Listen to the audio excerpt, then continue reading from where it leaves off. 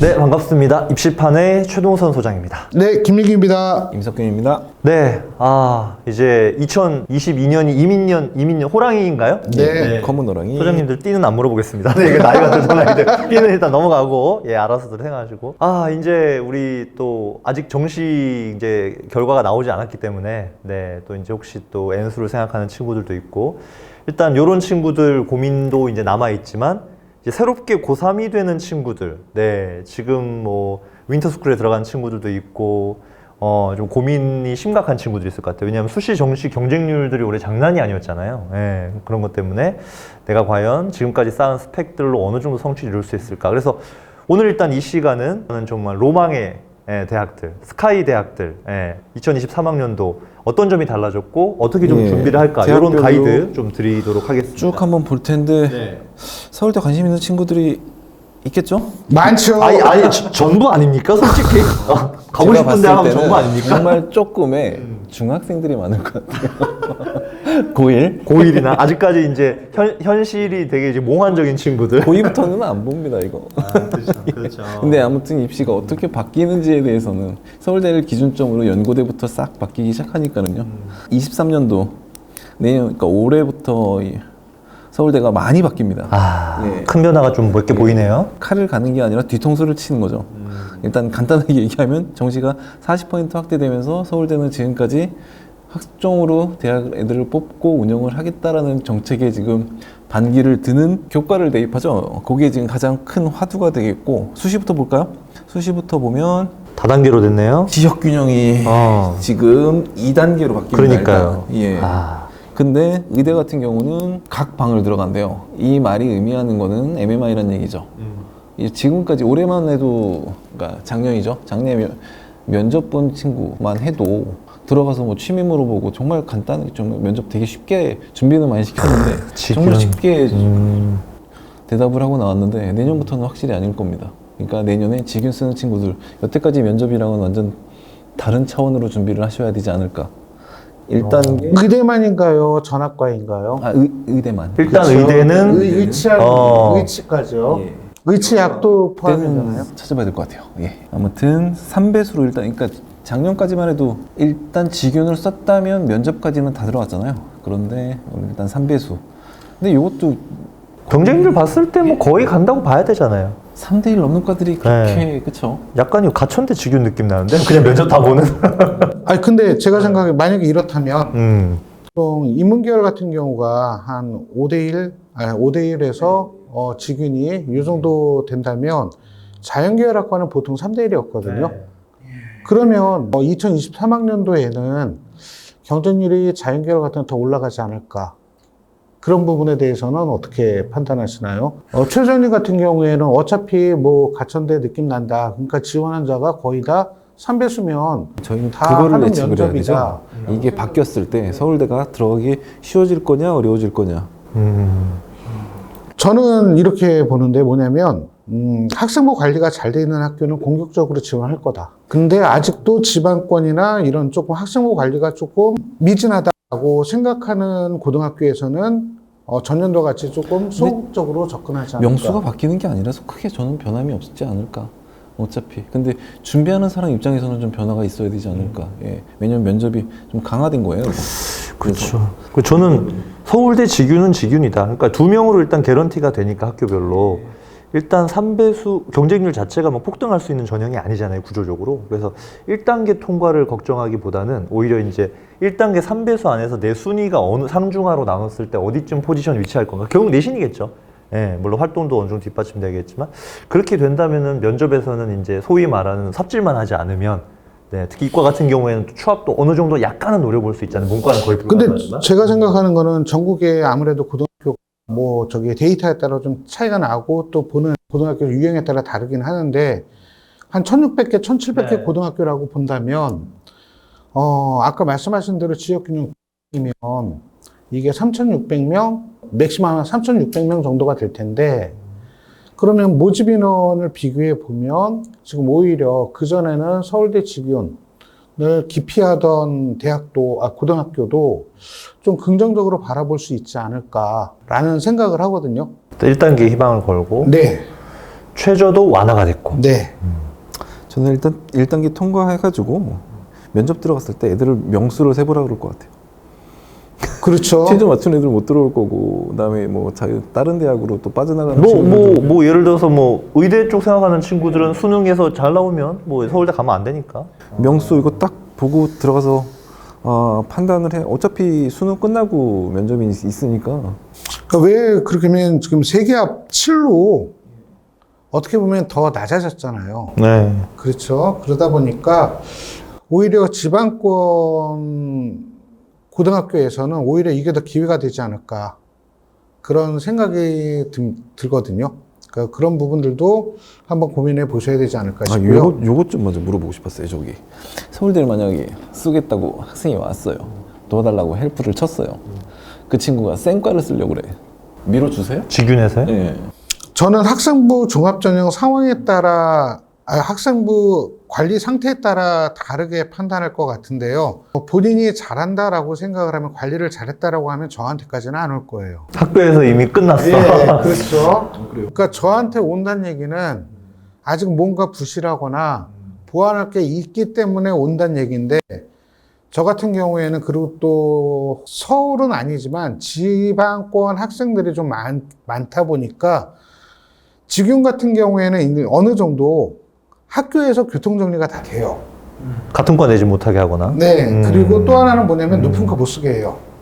합격자 수를 만들어야 되니까. 네. 네. 그러다 보니까 오히려 학교 선생님의 의견과 제 의견이 비슷할 때가 많아요. 오히려 그러다 보면은 상담하거나 제가 가이드 잡아주기가 좀 수월한 편이에요. 거의 저도 서울대 직윤으로 의뢰가 들어오는 경우는 과를 거의 정해서 오더라고요. 그러니까 뭐 수시 지원 상담 명목으로 오긴 하는데 거의 이제 가능성이나 자소서 면접 이런 것 쪽으로 가는 거고, 과는 본인이 거의 알아서 낮춰서 오는 경우가 네, 그래서 이 학과에서 조금 더 보완할 게 뭐냐. 네네네. 자소서를 통해서 뭐 이제 자소서 올해 마지막이니까. 그렇지 않을까 싶고, 저는 오히려 서울대는 저는 올해 정시가 스페셜한데요. 저는 이거 수시보다. 정말 궁금해요. 네, 네. 근데 이렇게 교과평가를 첫 도입한 취지가 뭐라고 생각하세요? 재수생들 니네 3학년 2학기 내신 안 챙길래 이거 아닌가요? 어떻게 보면 N수생들? 저는 조금 뭐라 그러면 조금 저기 좀 학구적으로 이야기를 한 학구적이라기보다도 점잖게 이야기한다면 지금 고교 교육을 정상화시키기 위해서 뭐 같은 맥락일 수도 있는데 그래도 내신 버리지 말아라. 네, 뭐 내신 버리지도 말고. 근데 저 질문, 이게 과연 의미가 있을까요? 점수 커요. 서울대라면 환산점에서 서울대가 지금 2배수 했을 때 2점에서 2점 차이가 안 나는 과들이 꽤 있거든요. 근데 이게 지금 15점에서 0점까지 차이가 날 거예요. AA가 10점, 8점, 6점 이렇게 떨어지거든요. 그래서 CC까지 해가지고 이게 이렇게 떨어지는데 이거 영향력이 있습니다. 근데 저는 조금 다르게 생각하는 게 뭐냐면, A등급 평가 사례 여기 공과대학 지원자 같은 경우에는 모집단이 관련 진로 선택 과목 2과목 이상 선택하여 이수하라라고 하면서 기초교과 영역 교과목 성적이 1, 2등급 성취도 A 수준이고 이수한 각 교과 수업에 충실히 참여한 내용이 나타난 경우거든요. 네. 그러면 이거는 뭐 절대평가라기보다는, 그러니까 약간은 상대평가라기보다는 절대평가 성격이 아닐까 싶은 생각이 들거든요. 그러면 대부분의 학생들이 서울대 정시로 들어오는 친구들이, 과연 1등급이 있을까? 1등급의 비율이 얼마나 될까? 저는 1등급이면 이미 수시로 갔다. 주요 과목 근데 교과가. 그런 게 있어서 정시로 들어가는 친구들이 거의 서울대 정시다. 그럼 80% 정도가 재수생이잖아요. 그렇죠. 비율은 훨씬 예. 높을 거고. 근데 반수생이나 재수생들 중에 어떤 경우도 많이 봤냐면, 사실 강남권이나 목동권은 내신 따기가 힘든데 2년 전인가 이제 목동의 강서구 학생이 2점대 초반 내신이었거든요. 근데 서울대를 갔는데 정시로 갔어요. 학종 노력도 많이 했는데 워낙 이게 타이트하다 보니까, 그러면 그런 친구들 같은 경우에는 분명히 정시 경쟁력은 기본적으로 갖춰져 있는데 내신도 본인이 끝까지 놓지 않고 내가 2등급 대 내외로 유지하기 위해서 했다. 그럼 그런 친구들이 지원했을 때 이게 훨씬 메리트가 있게 작용하지 않을까 그런 경우에는. 네, 근데 이제 예를 들어서 한 3학년 1학기쯤에 지금 이제 겨울방학 시점에서 아예 이제 수시를 어느 정도 놔버린 거예요. 정시는 뭐 1등급 나오고. 그럼 그런 친구들 같은 경우는 지금은 3학년 1학기 사실 과감하게 거의 포기해도 큰 지장이 없는데 서울대를 노리고 있는 친구들은 놀 수가 없다는 거지 이제. 거기서 만약에 한 3, 4등급이거나 만약에 진로에서 B가 나와버리면 여기 사실 되게 근데 불리한 상황이 여기서도 나올 수 있으니까. 보면은 모집 단위 관련 진로 선택 과목 2과목을 이수하라라고 얘기했거든요. 그러면 진로 선택 과목은 이미 다 듣고 있다라는 얘기예요. 그리고 또 한 가지는 뭐냐면 기초교과 영역 및 모집 단위 관련 교과목 성적의 1, 2등급 또는 성취도 A 수준. 그러면 제가 생각했을 때는 이게 어느 정도 기본 점수까지 이게 확보가 된다라고 한다면, 물론 뭐 서울대 입시의 경우에 0.1점, 0.01점의 의미가 있겠지만, 지원자 풀의 어떤 내신 성적이나 이런 것들을 본다면, 너무 심각하게 고려하지는 않았으면 이것 때문에 좋겠다라는. 겁을 먹어서 경쟁률은 많이 떨어질 거예요. 예. 근데 저희가 이렇게 얘기하는 순간, 겁을 먹는다. 얼마나 본다? 저희 1년 후에는 모릅니다. 네. 네. 그래서 그리고 또 여기 보면은, 교과평가 점수가 2인평가 등급 조합에다가 기본 점수 주거든요. 일반 전형은 15점, 지역균형 30점을 줘요. 네. 그러면 지역균형 같은 경우에는 교과평가가 40점인데, 30점은 기본 점수 준다는 얘기면 실질적으로 반영한 거는 10점밖에 안 된다는 얘기거든요. 그럼 김 소장님은 거의 이 정시 모집에서 내신을 반영한다는 게 예. 지금처럼 논술에서 반영하는 정도의 내신의 영향력 정도에 그치지 않을까라고 보시는 건가요? 좀 더 심하게 이야기한다면, 이거는 조금 극단적으로 표현인데요. 교과 전형에서, 네. 출결 봉사 포함한다. 유명무실. 예, 이런 의미 아닐까 싶어요, 저는. 좀 극단적으로 말씀을 드리면. 물론 그 정도까지는 아니지만. 그러면 어쨌든 아까 네. 임 소장님 말씀하신 대로 심리적인 부담감에서 경쟁률 차이가 나올 것 그렇죠. 같아요. 실제적인 예. 결과는 김 소장님 말씀대로 되더라도 지원할 때 이게 지원 심리 위축에는 네. 영향을 미치지 않을까 생각이 올해 들어요. 서울대 그 정시 경쟁률이 되게 마감 전까지만 해도 경쟁률이 0점대가 되게 많았다가 갑자기 막 3대1, 4대1로 올라갔거든요. 자, 그리고 또 하나 또 변수가 있는데, 저는 이거는 어떻게 생각하시는지 소장님 한번 의견을 듣고 싶은데, 지역균형 전형이 학교당 2명이잖아요. 재학생 플러스 졸업생. 다 되거든요. 그러면 이거는 고등학교에서 어떻게 결정을 할까요? 강남권은 피 터지겠는데 이거? 성적 순으로 결정하겠죠. 예, 수능 성적으로 결정하겠죠. 순서적으로. 예. 그러면 재수생이 압도적으로 네. 많을 거다. 그래야 뒷얘기도 안 나올 것이고. 학교당 2명. 근데 만약에 제가 방금 말씀드린 강남권 상위권 학교에서 재학생들 중에 충분히 서울대의 수능으로 정시로 합격할 만한 자원들이 많단 말이에요. 그렇죠. 그럴 경우에 이미 졸업한 학생들을 사실 우대할 이유가 저는 제가 교장 선생님이라면 재학생 자원이 없으면 졸업생까지 해서 서울대 합격자 수를 늘려야 되지만 재학생 자원이 있다면 글쎄 졸업생한테까지 이 쿼터를 줄까요? 저는 그건 모르겠어요. 네. 고등학교 많이 고민스럽겠네요. 학교별로 고민이 심한 학교? 예. 네. 이걸 채워야 되는 학교에 양극화될 것 같습니다. 어떤 학교는 이게 2명도 안 나올 수도 있고요. 네. 대부분 뭐 예. 지방권은 대부분 거고. 올해 서울대 정시 변수가 예. 있기 때문에 그래도 어쨌든 내신은 우리가 조금 어느 정도 조금 챙겨야 될 것 같고요. 또 서울대 관련해서 뭐 임 소장님 말씀하실 게 있으실 것 같은데 복수 전공 전과제도 그러니까 이것 때문에 저는 애들한테 웬만하면 과를 돌리거든요. 그러니까 제일 먼저 묻는 게 서울대 정말 붙으면 갈래를 먼저 물어봐요. 그냥 한번 서울대를 뭐 의대 뭐 이런 게 쓰다가 그냥 빠질 거냐, 빠질 수도 있냐, 아니면 정말 서울대를 붙어야 되느냐. 서울대 붙는 꼭 가야 되는 친구라면 저는 무조건 과를 낮춥니다. 과를 낮춰서 지금 여기 나와 있듯이 연합전공이나 연계전공 과들 정말 멋있잖아요. 이거 해야 되거든요. 그러니까 이건 대학 들어가서 이제 짜는 거기 때문에 가서 연합전공이나 연계전공 하면 되지 무슨 기용학과를 왜 가야 되고 전기전자를 왜 컴퓨터공학과를 그렇게 힘들게. 입학할 때만 기분 좋죠? 그쵸.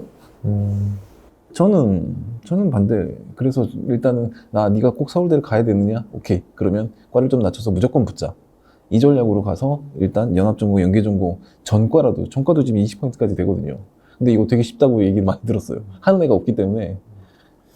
저는 조금 이제 생각이 다른 게 문과일 수도 있고 이과일 수도 있잖아요. 그러면 복전이나 이제 전과나 이제 일단 우리가 뭐 전과를 하든 복수 전공을 하든 기본적인 어떤 조건들이 있잖아요. 뭐 학점 이수라든지 그런 어떤 나름대로 기준이 있으니까 본인의 주전공이 진짜 본인과 맞지 않거나 예를 들어서 거기서 너무 힘들다라고 하면은 그걸 바꾸는 것 자체가 사실 되게 제한적이지 않을까. 특히 이제 서울대라는 집단 자체가 경쟁 뭔가 학점과 관련해서 정말 쉽지 않은 집단들이기 때문에 이게 주전공으로 다이렉트로 들어가는 게 쉽지가 않은 거는 분명한데 이거를 너무 기대하고 막 던진다라는 거는 또 위험할 수 있지 않나? 그럴 땐 이렇게 해요. 꼬시죠. 네가 들어갔는데 이과가 진짜 싫어.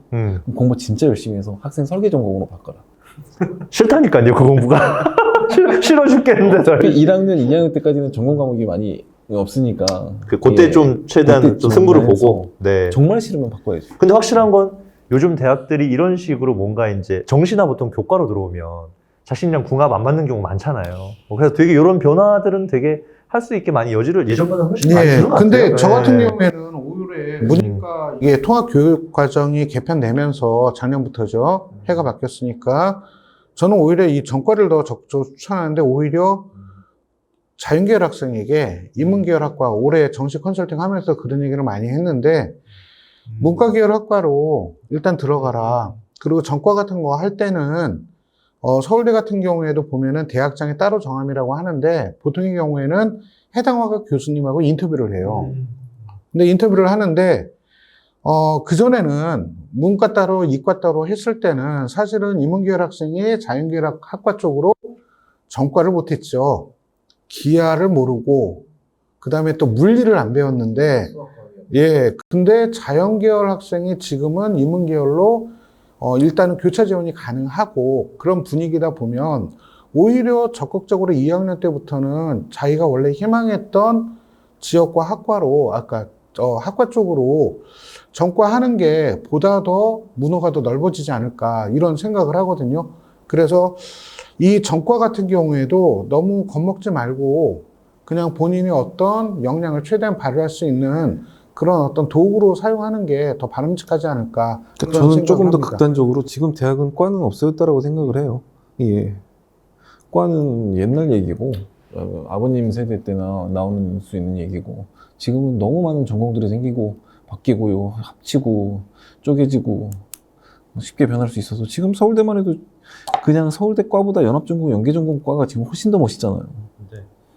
자, 그래서 서울대 내용 이제 정리하면 변화폭 일단 정시 모집 인원 증가하는 거, 그 다음에 이제 정시에서 교과 평가 시작했다는 거, 네, 이런 정도 변수. 정시가 증가했더라도 네. 그래도 수시가 많다는 거. 그렇죠, 서울대니까. 네. 서울대는 역시 학종을 놓지 못한다. 네, 그렇죠. 학종이 메인인 학교다. 그거는 네, 어쩔 수 없는 것 같습니다. 뒤통수 친 거죠, 이거. 우리 정시로 글쎄 수능 100으로? 그래, 우리도 이런 꼼수를 쓸 수 있어. 이래서 근데 교육부의 푸시에 어쩔 수 없이 좀 사실은, 근데 아까 말씀하신 그 교과평가를 정시에 넣은 게요. 저는 마지막 발악이 아닌가? 최후의 우리는 그래도 마지막 수능 위주의 그거. 연대 고대를 좀 보고 싶어요. 아니, 이런 좋은 머리가. 그래서 연대 고대도 이렇게 좀 사용하면은, 왜냐면 좋은 게 대학원에서 선발력이, 그러니까 대학들이 수시를 좋아하는 이유 중에 하나가 자기가 마음에 드는 애들을 뽑을 수 있잖아요. 괜찮은 애들을. 근데 정시는 그냥 점수 딱 데이터 넣고 점수대로 뽑아야 되니까. 그렇죠. 예. 그런 것도 영향이 있는. 연대 어떤 변화 있을까요? 서울대 따라가지 않을까요? 연대는 작년 대비해서 특별히 지금 바뀐 게 있나요? 아, 미래 얘기고 제가 얘기했던 거는 내년 2023년도 네네, 연대. 연대는 바뀐 건 하나도 없습니다. 하나도 없습니다. 하나도 없는데 예. 올해 연대 추천형이 빵꾸 났잖아요. 이거 어떻게 보세요? 22년도 연대 추천형 빵꾸 났거든요. 여태까지 연대가 너무 했죠. 일반고를 너무 안 뽑았죠. 그냥 또 끊고 얘기하면 어차피 써도 떨어진다라는 인식이 너무 팽배했기 때문에 애들이 좀 그랬고, 이거는 올해 애들 경쟁률하고 입결 보고 막 들어가는 거 아니야? 그럼 안 되는데. 그러니까 지금 연대는. 올해 했던 애들 중에 작년에 연대 추천형을 쓰고 의대예요. 그리고 1단계 붙었는데 2단계에서 떨어지고 경희대를 갔어요. 경희대 의대를. 그리고 올해 수능 2과목만 딱 준비해가지고 활동우수 썼는데 붙었어요. 연대를. 의대. 작년에 떨어졌는데. 오. 예. 그래서 보는 평가 도대체- 방식도 혹시 Z점수에서 손해본 거 아닌가요? 아니, Z 점수는 그건 아니에요? Z 점수도 뭐 괜찮았고 아, 참, 수장님께 이런 거 한번 여쭤보고 싶은데 뭐냐면, 문이과 통합 교육 과정이, 이루어지기 전에 의 Z 점수하고, 이게 통합 교육 과정이 이루어진 후에 Z 점수 변화 어떻게 보세요? 저는 확실하게 낮아졌다라고 판단을 하고 있거든요. 그러다 보니까 그전에는 연세대 같은 경우에 뭐 상위권 학과나 그런 경우에는 Z 점수가 그래도 2.0 이상은 나와야 써볼만 하다. 이렇게 판단을 하고 상담을 했었는데, 물론 전 교육과정 때요. 보니까 통합 교육과정이 진행되고 나서는 2.0이면 아주 최상이죠. 예. 요즘 거의 찾기 안 힘들어요. 나오고요. 예. 제가 생각했을 때는 한 1.7 부분만 돼도 저는 적극적으로 저는 지원시키고. 작년까지만 해도 기준을 1.8로 잡았었거든요. 1.8 정도 되면서 그래 한번 써보자. 근데 전교 1등, 뭐 2등 뭐 그런데 1.56 나와가지고 이번에 지금 못 쓰는, 이번에 서울대 의대 간 친구 걔가 연대를 못 썼어요. 1.5 돌리니까 1.5가 나오더라고요. Z 점수가. 그래서 연대 의대를 못 쓰고 다른 데로 이렇게 썼는데 그거는 근데 예전에 비해서 지금으로 봤을 때는 진짜 낮아진 건 맞는 것 같아요. 예. 저는 그런 생각도 하거든요. 이게 교육 과정의 영향도 있겠지만 Z 점수가 낮게 형성된다는 건 지금 표준 편차가 커지고 있다는 얘기잖아요. 그러면 이게 소위 말하는 예전에 아이들이 선호하는 고등학교에서도 양극화가 심해지고 일반고에서도 양극화가 심해지면서 표준 편차들이 Z 점수에 영향을 미치고 있는 상황 아닌가? 이런 느낌도 좀. 과목이 쪼개져서 그럴 수도 있어요. 변수들이 작용하는데 예전 방식보다는 조금 Z 점수는 이제 약간은 완화된 방식으로 생각해도 괜찮을 것 같다는 생각이 듭니다. 네. 고려대학교 최저 이것 때문에 손해 본 애들 또 나오겠네요. 그냥 뭐 고대는 답 없습니다. 그냥. 올해 학추에서 진짜 이 최저 때문에 개이득 본 애들 몇 명 있었거든요. 예, 그러니까 서성화는 떨어졌는데 서성화는 떨어지고 학추는 고대는 붙어요. 최저만 맞춰라고. 근데 그게 지금 완화가 돼버리잖아요. 예. 의대 빼고 의대는 아, 그대로죠. 예, 그래도 이거 하나 맞춰줬다고. 아우, 예. 문과는 큰 영향이 없을 수도 예. 있겠는데 이과는 모르겠네요. 지금 3%를 안 보더라고요. 한 과에 이 최저 그 통과율이 지원자 대비해가지고. 이번에 저기 학업 무수형 문과 최저 충족률은 0.몇 %던 그렇게 예, 추산을 하던데 추정을 하던데요. 그 서울 저기 교육과정. 근데 그게 보니까 음. 조금 추정을 하는데, 저는 그 데이터가 기준이 너무 적다. 기준이 너무 적어서 그 정도까지는 아니다라고 하는데 0.몇 %라는 얘기는 100명 모집하는데 그러면 최저 맞췄던 애들이 한 명도 안 됐다는 얘기인데 그거는 말이 안 되는 것 같고요.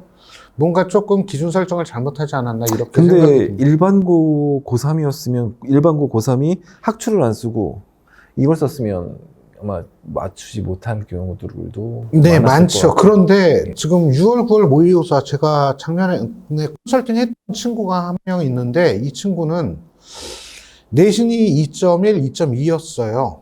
인문계열인데. 근데 수능 최저가 6월, 9월에도 3합5가 되더라고요. 3합5가 아니라 4합 8이죠. 저기가 하고는 하고가 4개 7 인문계니까 4개 7. 4합 7인데 딱 맞추긴 했어요. 9월 모의고사 때. 그래서 너는 딴 거 신경 쓰지 말아라. 학생부 자소서 쓰지 마.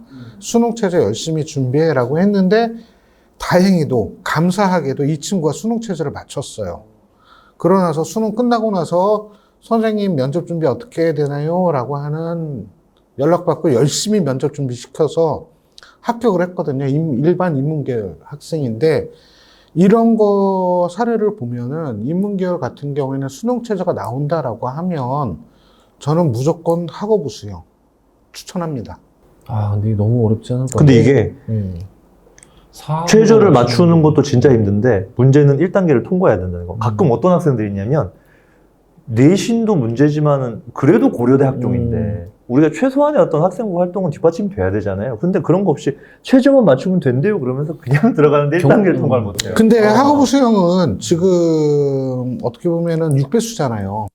그럼 어지간한 경쟁률은 1단계는 다 된다는 얘기죠. 경쟁률 보고 해야 될 것 같아요. 예. 그러니까 높은 과가 꽤 있거든요. 제가 10몇 대 과를 약간 바이오 예. 그쪽이 아니 근데 그러니까 저는 그걸 쓰는 애들은 마음은 다 한결같아요. 네가 근데- 최저를 못 맞출 거다. 그렇죠. 근데 그게 나야 결국에는.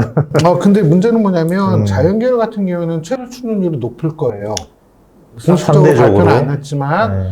근데 인문계열 같은 경우에는 수능 최저가 상대적으로 낮기 때문에 시춘적 비율이 낮기 때문에 경쟁률이 몇몇 학과 빼고는 그렇게 높지가 않고 거의 다 1단계 안에서 해결이 되는, 그러니까 1단계 안으로 들어오게 되는 그런 경쟁률을 유지하지 않을까 싶어요. 그냥 편하게 얘기해가지고 저는 학교장 추천 무조건 받으라고 얘기해요. 2점대 친구들까지도 최저 나오면. 최상위권은 뭐 고려대는 최소 2개 이상 쓰니까 애들이 카드는 쓸 수 있고 지방으로 갈수록 원서가 많이 남아요. 네 그럴 것 같아요. 예, 학추가 애들 남더라고요. 학추를 고대 학추는 안 받더라고요. 네, 고대 학추는 뭐 크게 그렇게 빡빡하지 않아서 안 받는 게 아니라 못 받죠.